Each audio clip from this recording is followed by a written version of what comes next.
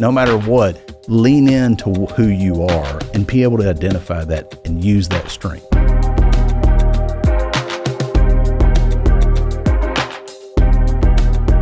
Welcome to Aggie Legends, where we talk with founders, CEOs, and other successful Aggies about the lessons in leadership they've learned throughout their careers. I'm your host, Ben Wiggins, Mays MBA class of 2018, and today we're speaking with Glenn Hegar, the Chancellor of the Texas A&M system. Glenn, thanks for joining us Great today. to be with you. Absolutely. It is our pleasure to have you. A 1993 graduate of Texas A&M, Mr. Hegar has spent his career in public service. He was one of the youngest ever members of the Texas House of Representatives and went on to become a state senator and then Texas comptroller.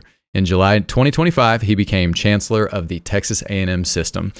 So you grew up on a farm and even made the decision to do your first year of college at a community college to be able to help your family on the farm. Tell us about that. So one of the things, growing up on a small family farm, rural community, coming to A&M, even back in the late 80s, early 90s, may not have been as big as it is today, but it was intimidating, right? It was very intimidating for a small rural community kid. So one of the things that's important is my family. That connectivity has always been important to me. And so being able to make the decision at that time, even though I was admitted going, maybe that's not quite the step for Glenn Hegar. So I made the decision to stay at home, go to community college. I think that was the best decision for me because it was that one step. My family had not been college graduates before. My parents were very young. So as my mom said, we were children raising a child. And so it was the best fit for me to take that one step. And I think a lot in life is about that first step leads to the second and the third and the fourth. Without a doubt.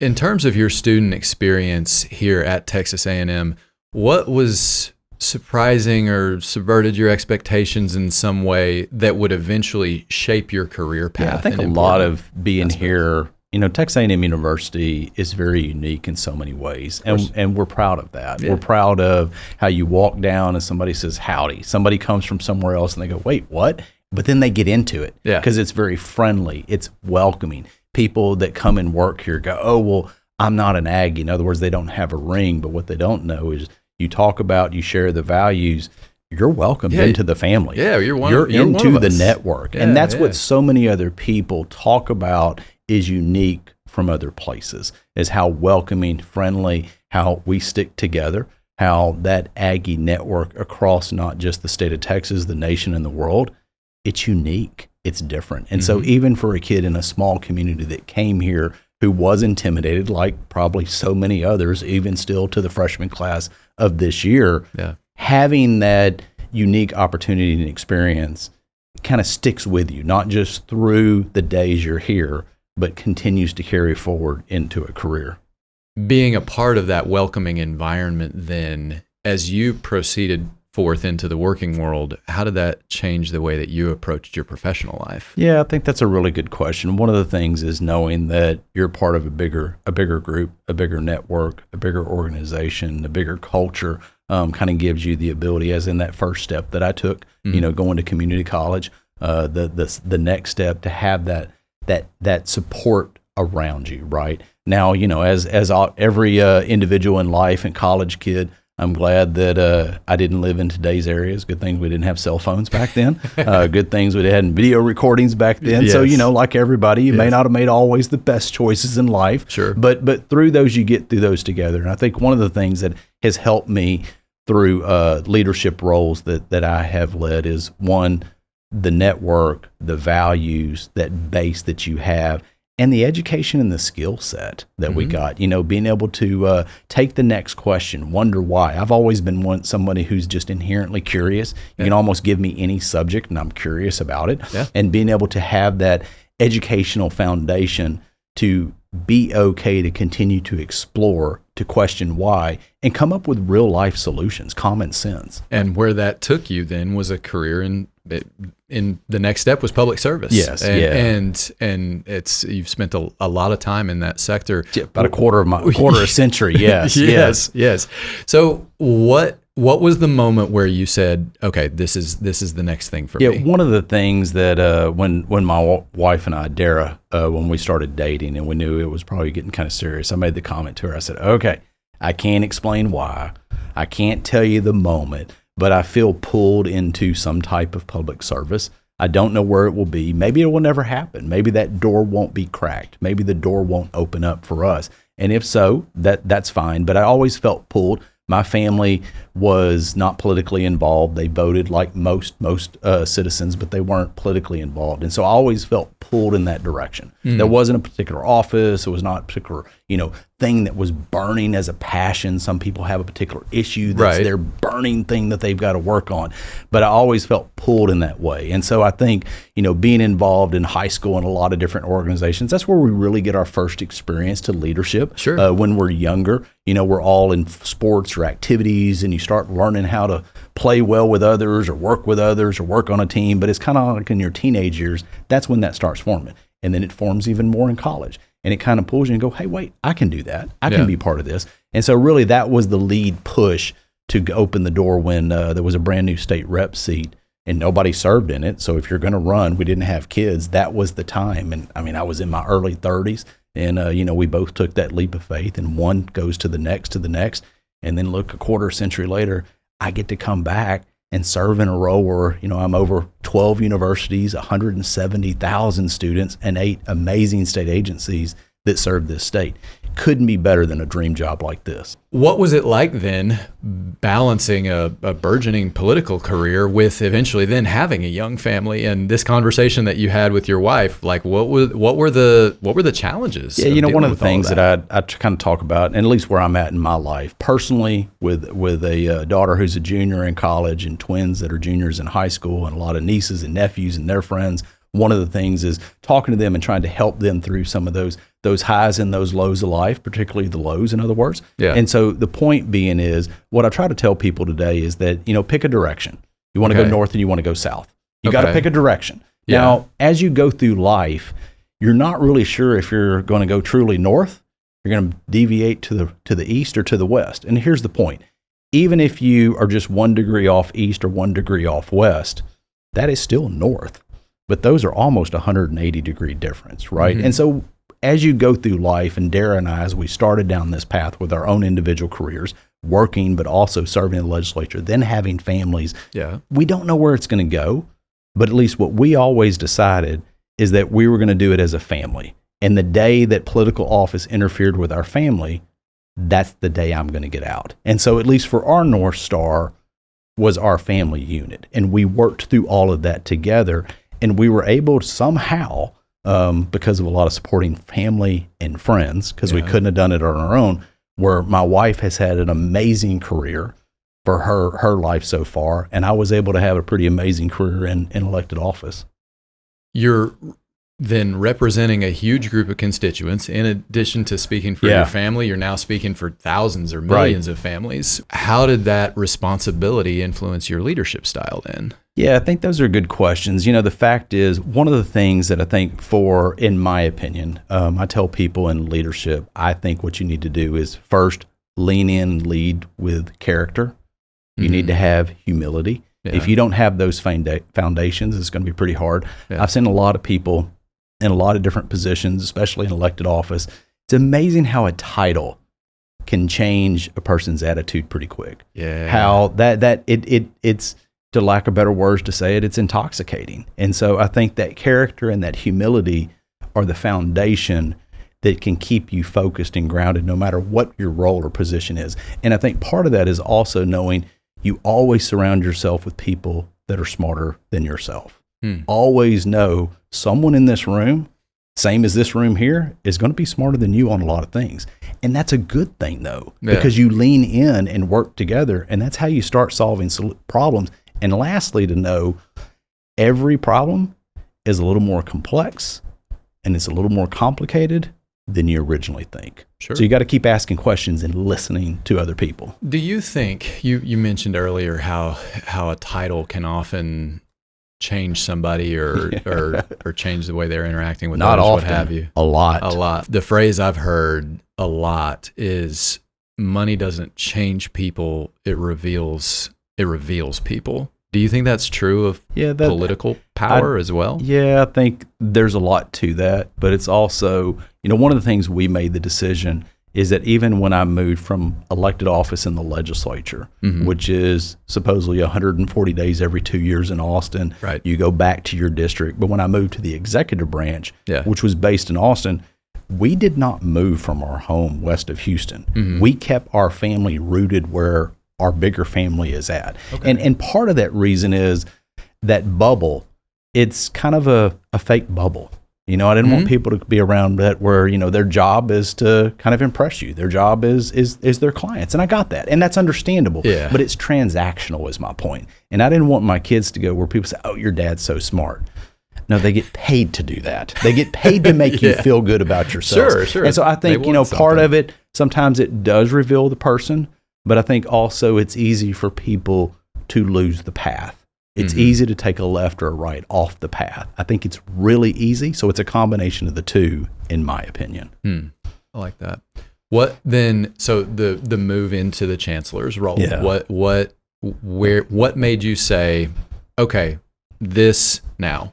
Yeah, it's a role. Several years ago, my wife and I were at some event, and you know, she looked at me and said, "Wait, that would be an amazing job if you could do that one day." And of course, you know, I didn't think Sharp was going to retire here earlier this year. Thought that was years and out. Actually, we kind of looked at each other and I said, "No, you'd be better at that job." And you know, she's an Aggie. She served on the alumni board 8 years. She chaired it. We've both been involved here on campus and in the system. But one of the things as we were going through the interview process with the regents, we had talked to our family as a unit. Is this a family decision if we're asked to go to the next round or to the next round? Sure. And as we got partway through that process, it kind of hit me. You know how some things just hit you? Sure. Where what hit me is that, wait, for the first time in my life, my personal interest, which as I said earlier, is the direction and trying to help give guidance. A little bit of the gray hair that I have, I've learned the hard way. You know, we learn more from our mistakes and failures than we do our successes, in my opinion. Yes. You have to have some of those, but trying to help today's generation, which is my daughters, my son, their family, their friends, their nieces and nephews, and then think, wait, I get to do a job where I'm over 12 universities and 170,000 students. So in other words, it's where I'm at in my personal life, and I get to do that for my job. Yeah. That's pretty amazing because most people don't ever get to have those two cross. Your predecessor and several other leaders of other university systems in Texas and around have come from state government rather than academia. Yeah. Why do you think that is? You know, that's a good question. I've had a couple people that have asked me that question. I think if you look across higher education over decades, over centuries, you've always had a combination of people that come from different backgrounds. They could be in corporations, they could be in academia, they may be in politics. Some of those people may be from a combination of both. And I think you just happen to have, in my opinion, in the last few years, there's a few more of us that came from a legislative background, at least here in certain higher ed institutions and jobs here in Texas. Now, I think part of one of the comments I would say, serving in the role of chancellor is very different than serving in the role of a president of a university. Okay. So in other words, you know, I'm running an organization of 12 universities, 8 state agencies, over $8 billion operation that has 28,000 plus employees. And so from that role, that is very different than running a higher ed institution, which that skill set is different. And so I think that may be one piece of it. But my point is, no matter what, if you look at time, it's always been a combination of different people. And I don't think it's that much different today, in my personal opinion. Okay, well, let me push back on that that last part just a little bit. So you say you're managing this huge group of people, like this ton of complexities to consider. That's right. But it is, as I understand it, and educate me, it is a group of primarily higher ed institutions. So I guess it's not fully adding up for me yet. Yeah, well, my job is different than a university president. Right. My job is different than a dean. Yes. My job is different from, and if I go to 8 state agencies who are serving the people, you know, our university system is very different than most because we have 8 state agencies. Nobody else has such a thing like that. And so we have, say, for example, the tragic floods over July 4th. Yeah. Within 36 hours, we had 700 men and women that have the Texas A&M seal on it over in Kerr County in rescue operations. No other university system does that. So we serve the state in different roles than other university systems do.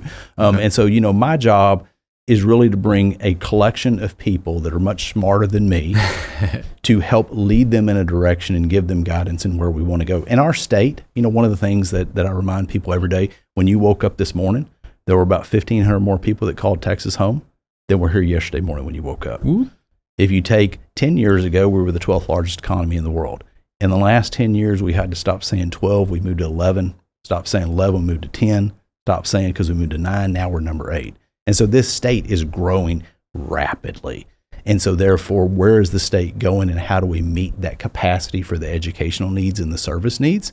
My background of where I was before, hopefully, puts me in a position to bring a team together that can help continue to grow this system to meet the needs and the service of not just the state, but as the nation too.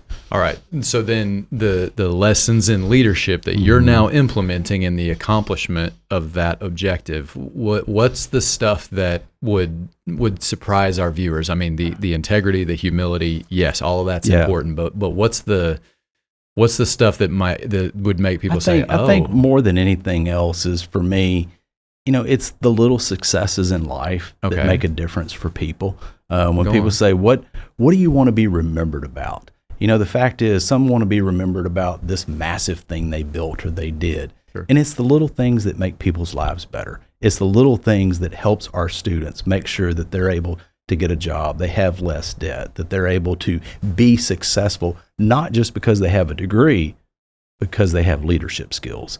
And I think that's constant reminder of across our entire system, not just our 80,000 students here at Texas A&M University, but across all of the system with our other 80,000 students. And so for me, it's not about what are you doing when people are watching. It's what do you do when people are not watching. It's about that character. It's about that vision and taking the pieces that we have and finding other tools for the toolbox, whether it's resources in Austin, resources in DC, whether it's our proud alumni and donors to bring them into the fold, which is extremely important. We do a good job, but it's all these different pieces that we're trying to build this system and continue to grow it, which is where absolutely we have to be if we're going to continue to meet the needs for the state and for the nation.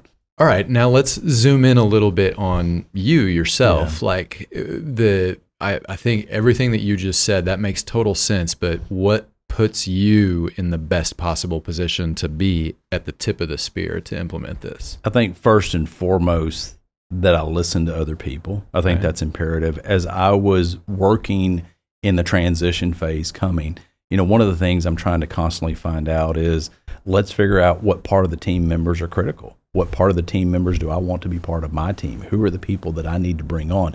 We all have strengths, but we all have weaknesses. Sure. And so you're looking for people to supplement your weaknesses. You're looking for team members. And so if, I make the point, if you talk to 4 people and 3 say you're great and 1 say, the one, there's some personal story we're not too worried about probably. But if there's 3, now that may be something we need to look into. And so if you listen, it's amazing what you can learn. Sure. Most people talk more than they listen. I think that's number 1. Number 2 is constantly being curious and asking questions. My team that used to work for me in the old job, and they know that now as in almost the months that I've been here, the fact is know that it's not just the question he asked, it's the next 2 and 3 that's going to come after that. Because when you bring an answer back, it usually brings another question or 2. And so you got to really find to the root of the issue. Because again, as I said earlier, most things are more complex and complicated. Because if they were easy, they would have already been solved, right? Sure. And so helping a team move in that direction and I firmly believe in a team atmosphere. You have to surround yourself with a strong team. And we all have to work succinctly, and we need to check our egos. And I think too many teams, they don't check their egos. Everybody's got an ego, and I have no tolerance for that on my team. Appreciate that for sure. In terms of the questions that you ask, do you have like one that you feel like this one is kind of my secret weapon? Like this is the question that I feel like reveals everything or lays the groundwork? One of the times that I do, like we've gone through some new CEOs that we've been hiring for different roles. And one of the things, I wouldn't say it's a secret weapon, but I do like to ask people if you're going to give a self-evaluation on yourself, and it's yourself, so I get it. You're looking in a mirror. I understand that. Yeah. But I mean, what do you think is your greatest strength? And what do you think is your weakness? If you had to hire somebody to shore up your weakness, what is that weakness? And it's funny because some people, you can see them pause because they're not really sure what to say because they're trying to reveal something about it. But I think it's important, any team, as we always say, it's the weakest link. And I think we always need to know that weakest link. And, another part of it is kind of checking people to find out, where do you want to be in the next 5 years? Where do you see yourself? Now, that could change tomorrow. I get it, right? Life happens. But I do like people to be honest in their own evaluation of themselves. Yeah, that's a hard thing to do. My biggest weakness professionally is like individual long-term strategic thinking. But that's okay. If you know that, you surround yourself with people who can help supplement you, right? Yeah. And that's what a good leader does, in my personal opinion. Yeah. What was an example of a time where you got to put all this into practice? Like what's your best story kind of all that experience? Yeah, I'd say a couple moments of clarity. Let's look at it like that. Back when I was in the legislature, and I was telling this story the other day, that I was a new member. It was a critical issue that I had to work on. I felt like I had to solve it for my district. It was a bigger state issue that had to be resolved. We worked so hard, put so much time, had all this heavy lifting, and it came together and it fell apart.